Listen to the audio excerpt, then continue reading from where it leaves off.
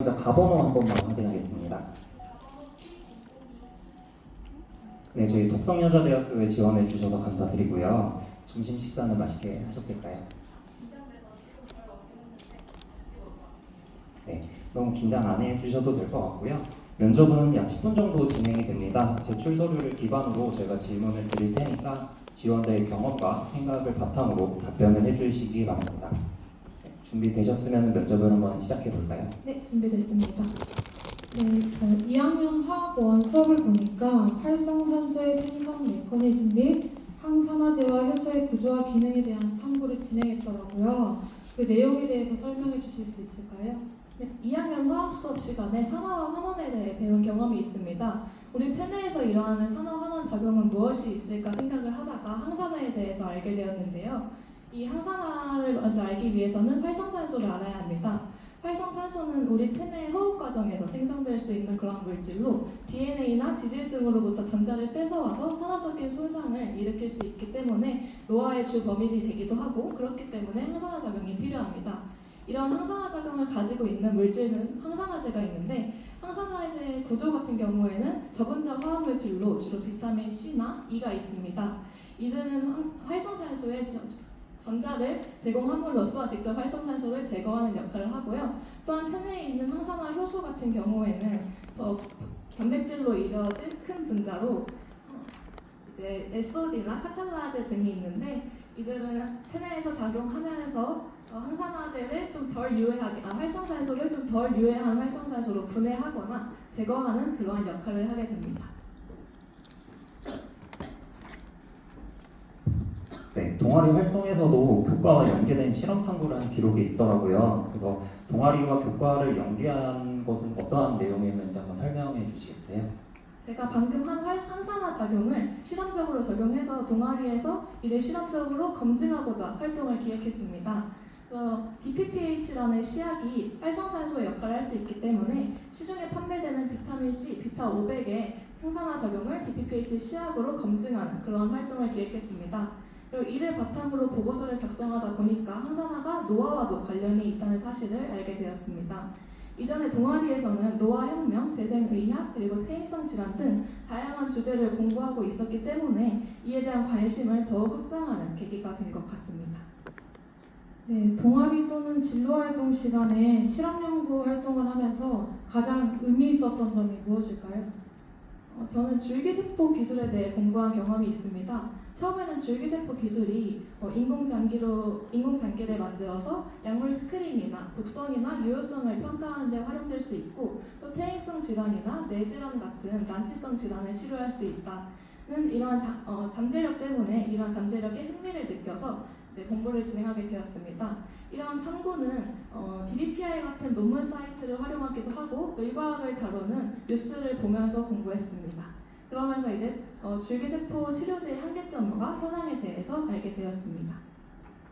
네, 그러면 그 줄기세포 치료제의 한계점에 대해서 알게 되었다고 하셨는데 그 한계점은 어떤 게 있었는지 한번 설명해 주시겠어요? 줄기세포 같은 경우에는 다분화능과 전분화능을 가지고 있기 때문에 체내 이식 후에 종양으로 이어질 수 있다는 문제점이 있습니다. 그러면 위험성뿐만 아니라 조직적 합성 항원이 일치해야 수여자와 공여자 간에 이제 일치해야 하기 때문에 그러한 제한점이 이제 요소가 될 수 있고, 그렇기 때문에 제한적으로 적용이 돼서 환자 맞춤형으로 제공을 합니다. 그래서 환자 맞춤형으로 제공을 하다 보니까 고가가 될 수 있고 상업화하는 데 어려움이 있기 때문에 그러한 것도 한계점으로 느껴졌습니다. 네. 그리고 아직까지 실험이 많이 진행되지 않았고 임상 실험 결과가 많이 있지 않거나 또 유전자 변이가 일어날 수 있는 위험성이 있기 때문에 임상 실험을 진행하는 데 어려움을 겪고 있다는 점도 한계점으로 보였습니다. 이러한 것을 공부하면서 처음에는 그 기술의 가치와 장점을 보고 이제 잠재력에 의해서 연구를 시작했지만 좀 더 현황에 대해서 알게 되고 현실은 이렇구나 하면서 어떤 것을 해결해야 하는지 연구에 대한 열망을 키우는 계기가 되었습니다. 네, 고등학교 3년간 학급 임원뿐만 아니라 봉사부장 등 학교의 임원 활동을 다양하게 했더라고요. 꾸준히 임원 활동을 한 이유가 있을까요? 저는 친구들을 나서서 돕고 친구들과 뭔가 행사를 할 때 분위기를 북돋는 것을 좋아했습니다. 그리고 이제 학교에 관심을 가지고 생활을 하다 보니까 뭔가 문제점이나 건의할 부분이나 부족한 점이 보이면 제가 적극적으로 나서서 발전시키고자 하는 열망이 있었습니다. 그래서 학교를 살펴보다 보니까 친구들한테 제공되는 진로 진학에 대한 정보가 부족하다는 점이 보였습니다. 그래서 이를 임원 회의에서 건의해서 학생들에게 진로 진학에 대한 정보를 책자 등을 통해서 좀 더 확대해서 제공을 하고 활동을 많이 하면 좋겠다, 이러한 활동을 많이 했습니다.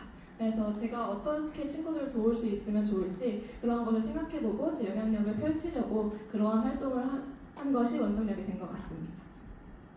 네, 그럼 임원 활동을 하면서 가장 기억에 남는 활동이 있다면 저희한테 하나 소개를 해주시겠어요?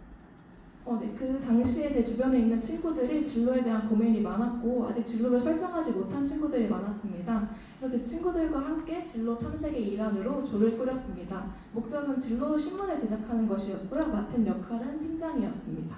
그때 이제 아직 진로에 대해서 확정하지 않은 친구들이 많았기 때문에 서로 공부하고 싶은 주제가 없거나 충돌하는 경우가 많았는데요. 이러한 경우에는 서로 공부해서 이를 공유하고 서로의 꿈은 무엇인지 들어보기도 하고, 또 주제가 충돌하는 경우에는 이 주제가 어떠한 가치를 가지고 있는지 좀 더 서로 설득을 하는 과정을 통해서 해결하려고 노력했던 것 같습니다.